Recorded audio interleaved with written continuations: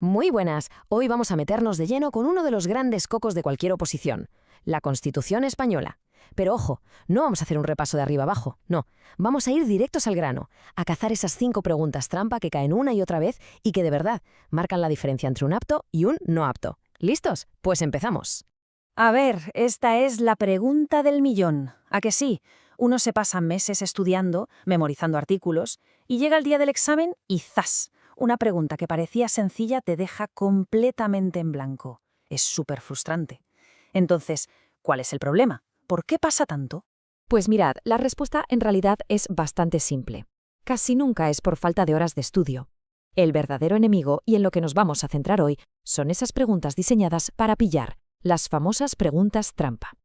Esas que se esconden en los detalles más pequeños, en las distinciones que parecen insignificantes, pero no lo son. Muy bien, pues vamos al lío. La primera gran categoría de trampas tiene que ver con la precisión, con esos detallitos que si se nos escapan nos cuestan unos puntos que al final pueden ser absolutamente decisivos. Y aquí tenemos la primera, una de las más clásicas. Es facilísimo caer en la idea de que todo lo que está en el título 1, que se llama de los derechos y deberes fundamentales, pues tiene que ser un derecho fundamental. Lógico, ¿no? Pues no. La Constitución es un poquito más enrevesada. En esta imagen se ve perfectamente la diferencia. Por un lado, a la izquierda tenemos los derechos que son estrictamente fundamentales, como por ejemplo el derecho a la educación. Estos están en una sección muy específica. Y por otro lado, a la derecha tenemos otros derechos súper importantes, como el derecho al trabajo, que también están en el título 1, pero, y aquí está la clave, no tienen la misma categoría de fundamental. Entonces, ¿qué es lo que de verdad los diferencia y lo que el examinador quiere saber? Pues es esto, exactamente esto, la protección reforzada. Solo los derechos fundamentales, los pata negra, por así decirlo, se pueden defender con un recurso de amparo ante el Tribunal Constitucional. Esa es la distinción que hay que grabarse a fuego. Venga, va, una prueba súper rápida para que esto se asiente. De estas 3 opciones, educación, vida o trabajo, ¿cuál diríais que no es un derecho fundamental? Pensemos un segundo. Si la respuesta ha sido la C, el derecho al trabajo, perfecto. Aunque sea un derecho básico, no tiene esa protección especial que acabamos de comentar. Pasamos a la segunda trampa, otro clásico donde los haya, la diferencia entre mayoría absoluta y mayoría simple. La absoluta es la más dura. Necesitas más de la mitad del número total de escaños. Da igual quién vote, la cuenta se hace sobre el total. La simple, en cambio, es mucho más fácil. Con que haya más votos a favor que en contra de los que están presentes, ya vale. Y aquí viene el detallito, el matiz que buscan en los exámenes. Hay que recordar esto. Las leyes orgánicas, sí, necesitan mayoría absoluta, pero, ojo, solo en la votación final sobre el conjunto del texto en el Congreso, no en todos los trámites anteriores. Y ese final es lo que lo cambia todo. Vale, perfecto. Dejamos atrás las definiciones y nos metemos de lleno en el barro de los procedimientos.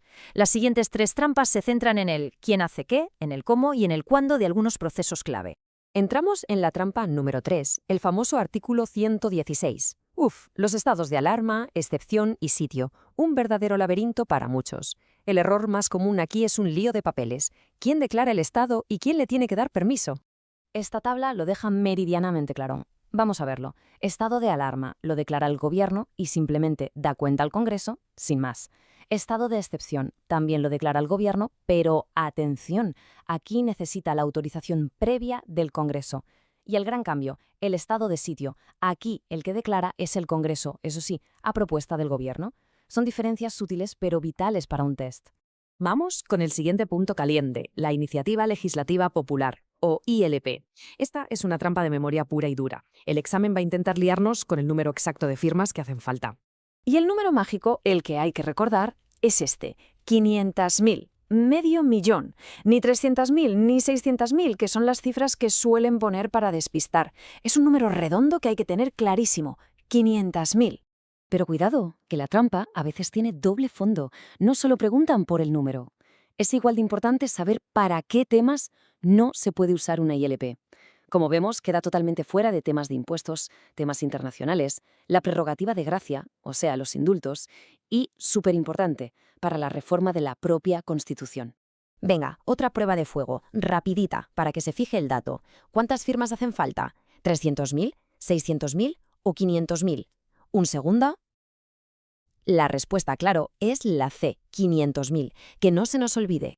Y llegamos a la quinta y última trampa, en la que se suele decir que es la reina de las trampas, el procedimiento de reforma constitucional agravada.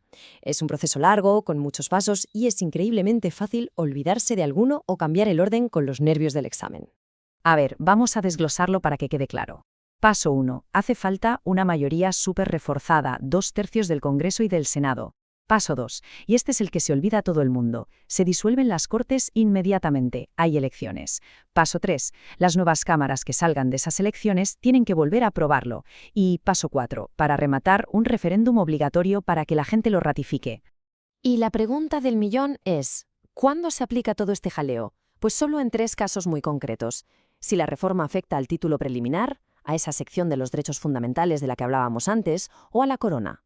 Para todo lo demás, existe un procedimiento ordinario mucho más sencillo. Perfecto. Ya hemos visto las 5 trampas más habituales, pero ¿y si damos un paso más allá? En lugar de solo aprender a esquivarlas, ¿y si aprendemos a pensar como la persona que las pone? Vamos a ver cómo podemos anticiparnos. Y esta es la clave de todo. Las trampas no son al azar, para nada. Siguen un patrón muy claro. Como se ve en el esquema, siempre se centran en lo mismo. Números exactos, como las firmas de la ILP, en el reparto de competencias, o sea, quién hace qué, en los tipos de mayoría y en las definiciones súper precisas, como la de derecho fundamental. Si se empieza a estudiar buscando estos puntos débiles, la preparación cambia por completo. Y así llegamos al final, con la idea más importante de todas. El objetivo del examinador no es solo ver si alguien se ha memorizado el texto, es comprobar si de verdad ha entendido la lógica que hay detrás de cada artículo, de cada procedimiento. Y ahí, en ese entendimiento profundo, es donde está la verdadera ventaja. Así que la pregunta que queda en el aire es, ¿se está estudiando para repetir como un loro o para comprender de verdad?